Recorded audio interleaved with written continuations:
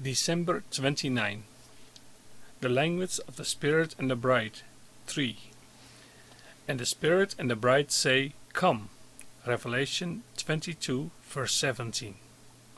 Read Revelation 22, verse 12 through 17. The prayer for the Great Coming is not only ecclesiastical, but also very human.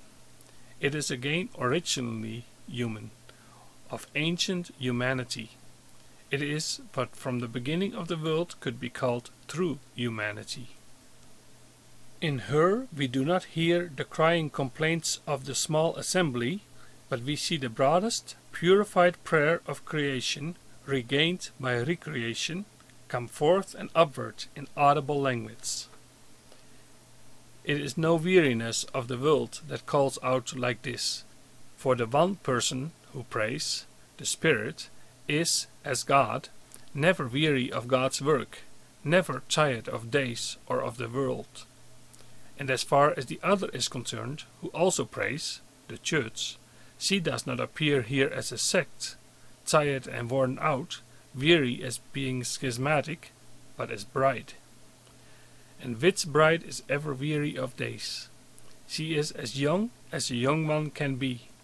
Instead, with all that she has, she will accept the total number of her days and make them available to the great future of him to whom she belongs. And this prayer is not only positive and ecclesiastically creature-like, but also true and fully divine. For the bride does not pray by herself. The Spirit also prays for her, by her, above her, and within her. Come quickly. That Spirit also calls for the Great Coming as the connector of all and unifier of all, as the one who gives meaning, and the one who expresses meaning in the Holy Trinity. For by that great coming of Christ, he himself will be released from the temporarily necessary task accepted by him of bringing in the chosen ones. By that great coming, he also receives the possibility to bring all that was out of the Father of recreation back to that Father, and delight in the full unity of the by recreation purified and enriched creation, as also in the unification of the bride with God, and thus with himself. Is it now an unnecessary speculation about abstract things, if we by the end of the year speak to each other about such things? Perhaps someone is thinking, please quit talking about these things. Let us rather speak about the fresh graves in which we buried the remains of a body this past year.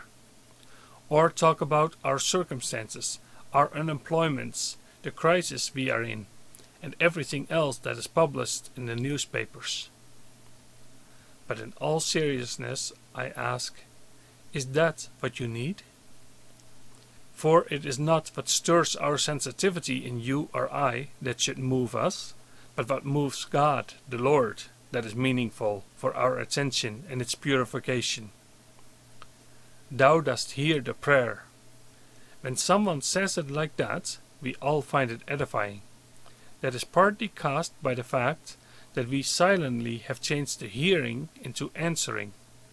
But of course, we are not allowed to do that.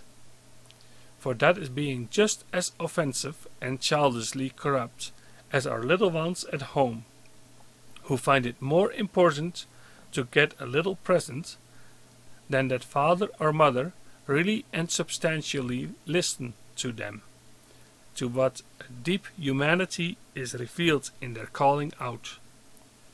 Thus we should now again find it edifying that God hears prayer. The answering of it comes in the second place.